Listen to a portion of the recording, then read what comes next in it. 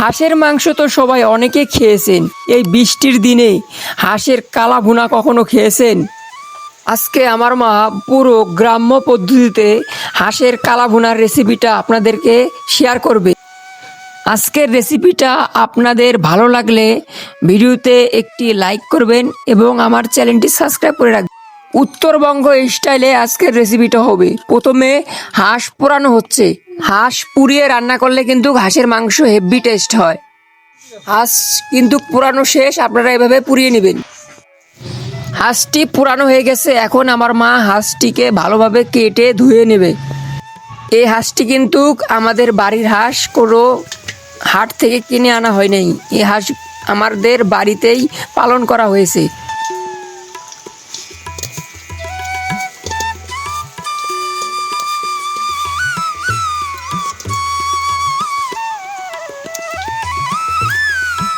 হাঁসটি কাটা ধোয়া হয়ে গেছে। 1.5 কেজি মাংস হয়েছে। কড়াইতে প্রথমে তেল দেওয়া হলো।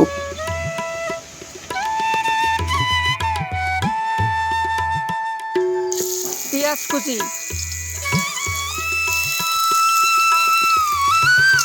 পেঁয়াজ কুচি এখন ভালোভাবে ভেজে নিতে হবে। যতক্ষণ বাদামি কালার না আসে ততক্ষণ পর্যন্ত পেঁয়াজ ভেজে নিতে হবে।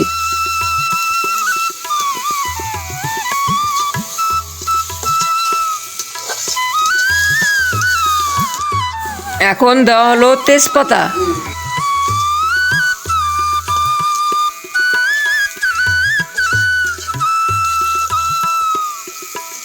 পেঁয়াজগুলো বাদামি কালার হয়ে গেছে। এখন বাটা মশলা দেওয়া হবে।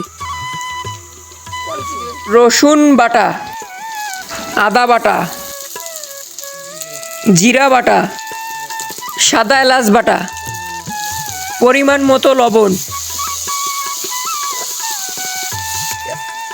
দারচিনি,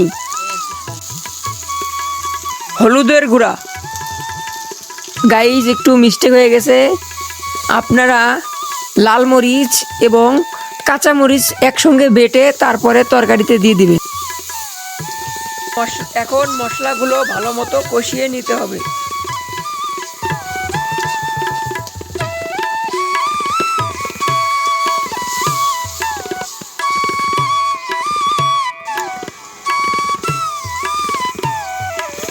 মশলা কষানো হয়েছে। এখন হাঁসের মাংস দিয়ে দেওয়া হলো।